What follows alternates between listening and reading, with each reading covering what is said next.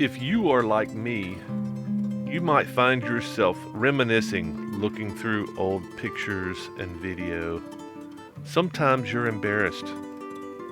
Sometimes you're amazed at some of the places that you've been and the people that you've talked to. This is one of those videos. I hope you will agree. I want to tell you a story. I want to show you two videos I recorded in 2010. A couple of buddies and I decided that we wanted to ride this cool trail just in the next state over, called the Mississippi Hill Country Trail. It's a spur off of the TransAmerica Trail, and we have never ridden any of the TransAmerica Trail, so we all decided to load up, ride over to Mississippi to try out this Mississippi Hill Country Trail. Now, mind you, this was winter, and it just so happened that the temps were going to drop down into the tens. So the low, I think, was that weekend was 7 degrees. I think the high was probably around 14. So we loaded up and stayed the night in a hotel in Mississippi to unload our bikes the next day and venture off into the Mississippi Hill Country Trail. Well, What's the story here? well, gotta keep my little baby XT warm. The next morning we got up, started the bikes. One of them was nice and warm and toasty because he'd spent all night in the hotel room, but this turned out to be the coldest ride that I had ever taken. Mind you, 7 degree low, 14 degree high, and this was shortly after a crash because the roads were iced over. The dirt roads were iced over. You'll see some icy sections here coming up soon. But other than the brutal cold and the ice and one of the crashes, this was a pretty epic journey. But it was just getting started by the end of the day. We did plan on camping, but I convinced everybody that we were going to freeze to death at 7 degrees. I certainly didn't have 0 degree equipment at that time, but it was a beautiful day. We put heating packs in our boots to try to keep our frostbite at bay. But yeah, instead of camping that night, our leader, Donovan, had a little surprise for us at the end of the day. Instead of a campsite, he arranged an overnight with somebody that none of us had ever met. A real legend in the motorcycling adventure community. And that is Sam Corerro.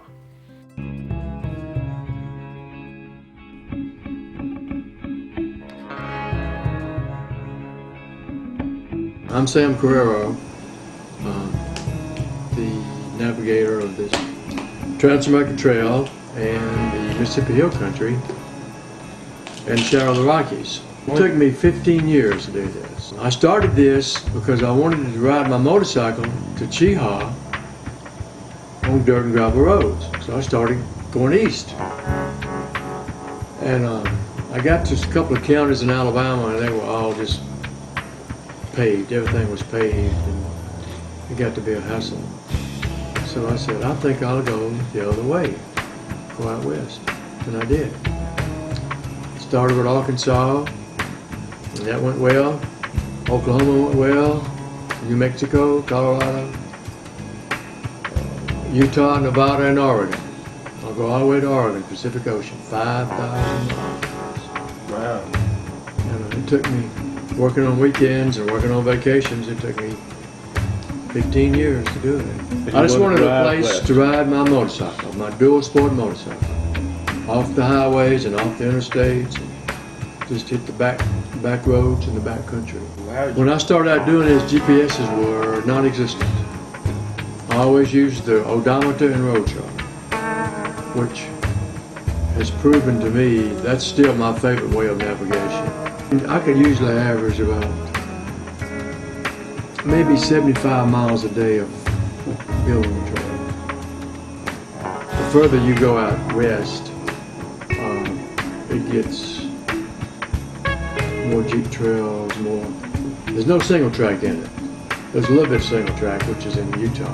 And it's deep sand and it's handful. I do have bypasses or stuff like that. You know, it's on the maps. When you buy the map, you're going to see that this section is deep sand and a single track, and you're going to have a bypass to go around it if you don't want to do that. Just go around it.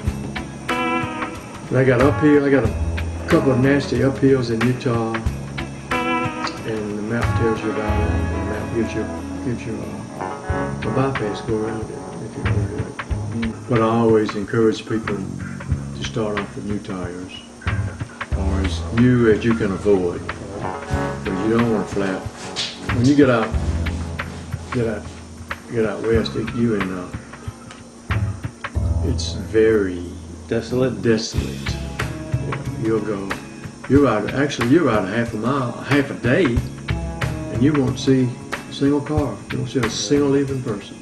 July of 1995, I pulled up, and there was the Pacific Ocean. And it took me a while to get the maps published and get the road charts printed, and it took me a year to do that. And so far, there's been thousands and thousands of people that have ridden this thing. And no one has reported to me an error on the road chart. If I tell you go 2.4 miles and turn right, well, at the end of 2.4 miles, that's going to be a right turn there. One time in Colorado, I was leading a group of guys. I think we were like 8 guys riding. We were going down a Jeep trail, a nice little Jeep trail. It was in the woods. And I came around this turn. I was doing 30, 40 miles an hour. And there was a bear right there, right down the road. So I scooted over as far as I could and gassed it. And the bear came after me. And she caught me, and her nose touched my hot exhaust. And when she did that, she popped on off, man. So the only thing we could figure was she had a little cub. She had a baby up in there somewhere.